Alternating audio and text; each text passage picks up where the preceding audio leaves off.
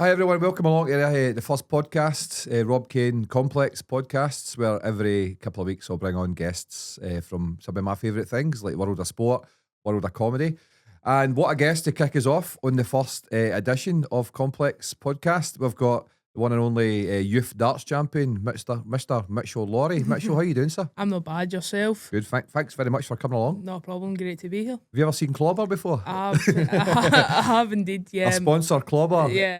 Massive shout out to Clobber for sponsoring us. Clobber are a Glasgow-based clothing firm. If you need any kind of a designer goods from Asics to Dior, check out Clobber socials, Clobber with freebies, and will elevate your wardrobe and elevate your life.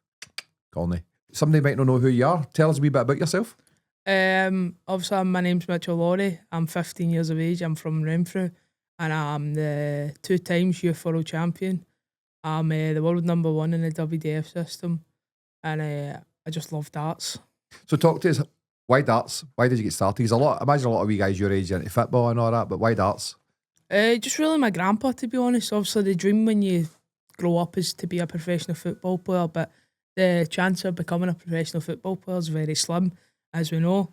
So is a darts player, I imagine. But darts player is hard as well, but obviously to make it in football is also really hard. So I realised that I probably wasn't quite good enough for football around about 12.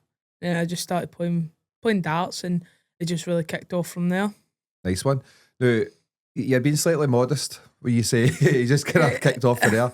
I've seen you play darts. Now, I've been involved with football in the past and all that as well. And they say that football is a wee bit like you can train all you want, but you'll never get to a certain level because it's like a God's given gift, right?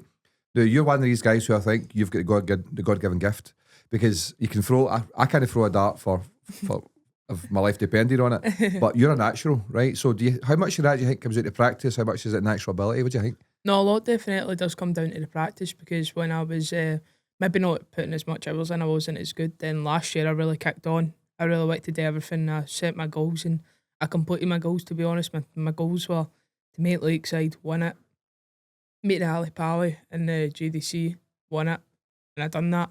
So now the goal is really just to kick on again this year, do the same and just keep working hard at it. Obviously the natural ability is great. It does help out a lot, but hard work beats talent when talent doesn't work hard. That's a great quote. I love that quote. One of my favourite quotes for football as well. Fail to prepare, prepared to fail. I like that one as well. So in terms of the darts and stuff, so you say you're world number 1, world youth number 1. So when do you make the transition then for youth to, is it PDC? Yeah. This year, next year, 2027 starting. That's when I can do it all. So I'm just going to really put my main focus into that, getting that title of being a professional dart player. Because that's the best title you could ever have, I think. I think once I've done that and got into tour and stuff, that's when I want to push on. I want to do big stuff. I don't want to just be one of the players that go on the tour and just are happy to just win a few games. I want to go on that tour and win stuff. Amazing. So just to kind of recap, or just kind of backtrack a wee bit, you mentioned there Lakeside. I watched it on the telly. I watched your all the way through.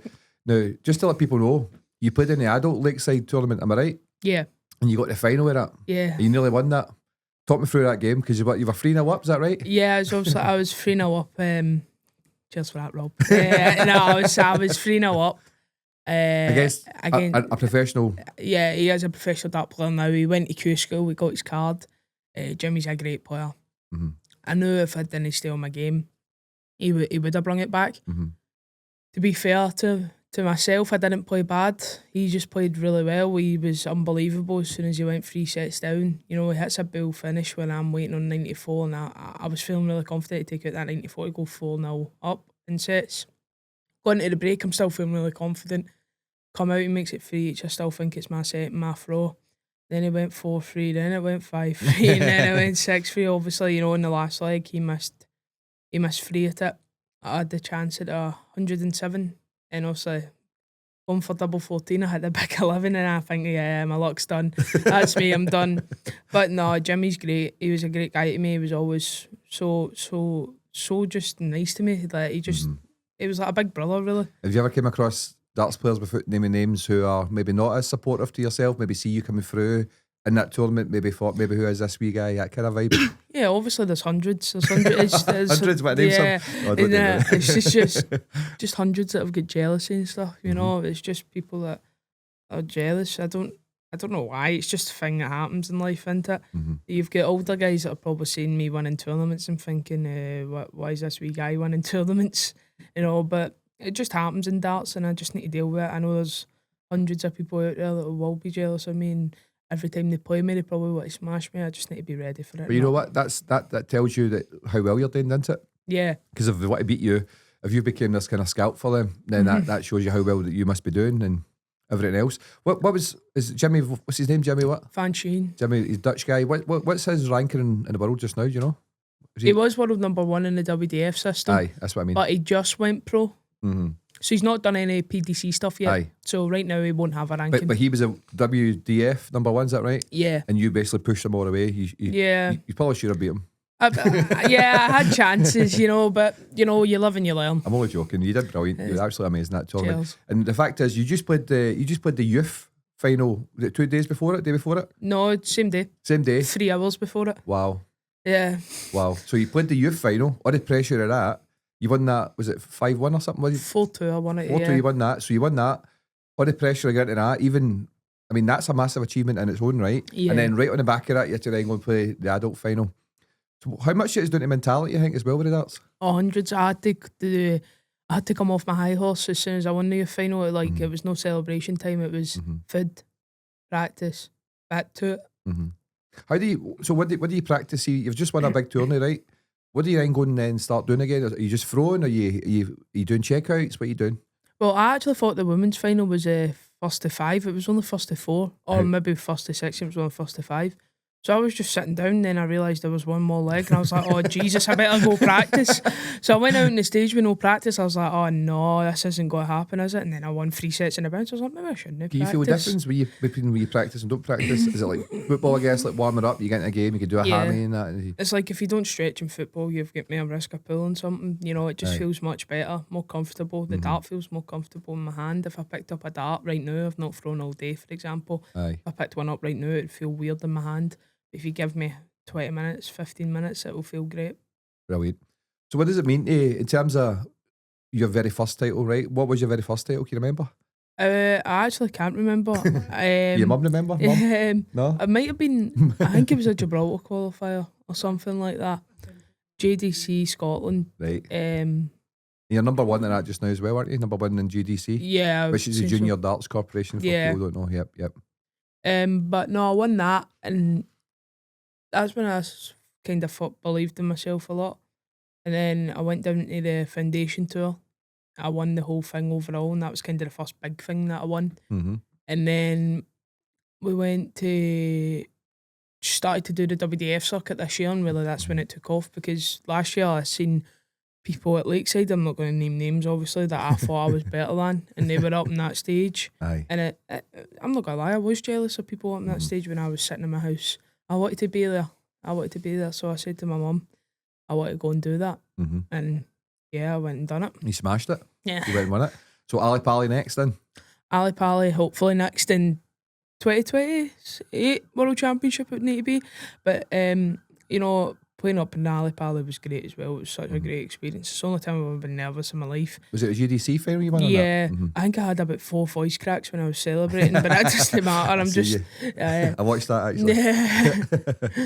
No, it was just a great experience to be honest the whole day, and I was playing one of my good friends, Kaya, who's also a great player as well. Mm-hmm. But yeah, the whole experience of it was just great. So darts is really popular just now. What do you think? Is it? I know you don't like these comparisons, right? But is it the Luke Littler effect just now with darts? And because a few people have said to you, I seen an interview with you where someone says, "Are you the next Luke Littler?" And what was I loved your response. I said I don't want to be Luke Littler. I just want to be me. Uh-huh. You know, I've said in many interviews before, if I won what half of Luke Littler has won, then it would be great. But I'll never be him. I'll just always be me at the end of the day. You know, my name's Mitchell Lawrie, not Luke Littler. If you look at the birth certificate, that's what it says, Mitchell Lawrie. Brilliant, mate. Now, I seen. So, I've heard stories in the circuit that Luke Littler's dad and stuff kind of pushed him. He was quite hangry. How important do you think it is how important do you think it is to have a kind of strong family run about you and stuff? 110%, because I promise you, if my mum and dad weren't about, I wouldn't practice. If they're there, they'll make sure I'm on that board 24/7. So is that a dream for you? Is it a dream for you to go and kind of win the worlds and be the number one in the world and take the title off you? Like that? Yeah, obviously, that's what I want to go do, but it's just whether or not I do it. It'll be really hard to do. I know it'll be a tough challenge, but I love challenges. So Brilliant. we'll just see when I get there. If the time's right and I do get there, we'll see what happens. So it seems like you've got a massive schedule in terms of the darts and tournaments and practice and all that. What do you do for fun? What does Mitchell Lawrie do to unwind? I go to I like playing golf. Oh, nice. So I play golf with my friends a lot. Go out with my friends, and then PlayStation. PlayStation's a big one.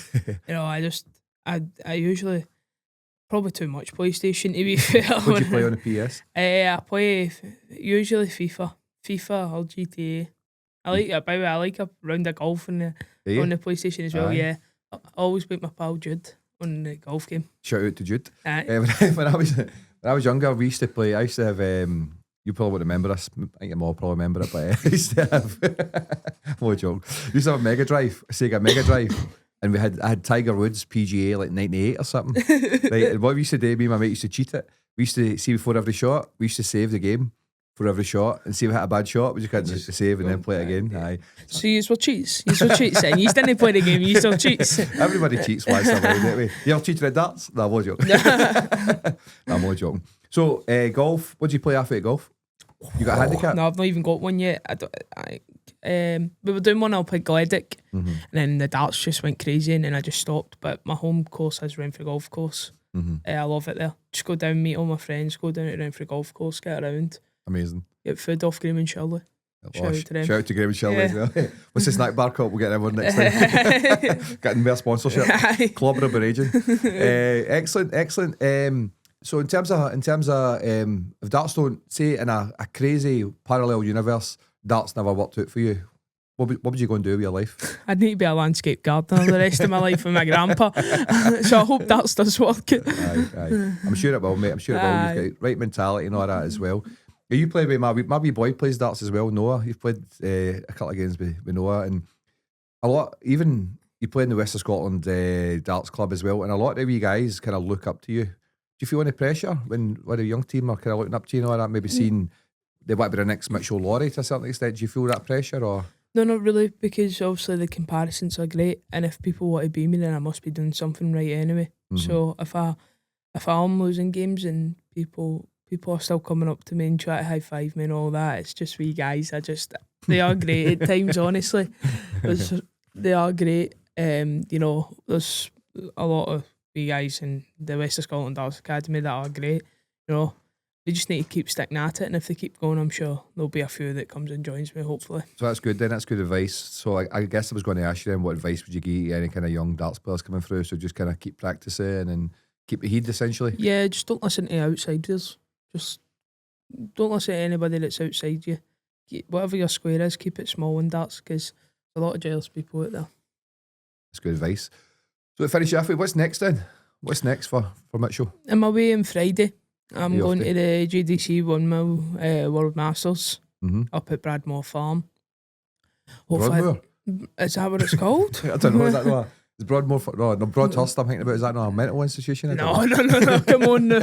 Sorry, Broadmoor Farm, sorry, here you go. Tell me about that. Yes, apparently it's a great venue.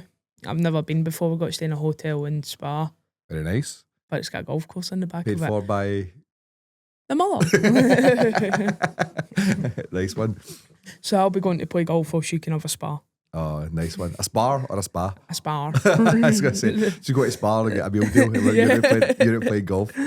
Mitchell, thanks so much, mate, for coming on. No problem. And as I said, there's a reason why I wanted you to be my first guest. You're probably the only world champion that we'll get on this podcast, unless there's any kind of world champion, I don't know, like Tiddlywinks or Kabaddi players out there who want to come on the podcast at some point. But thanks so much, mate. Thanks for coming on. Thank you so much.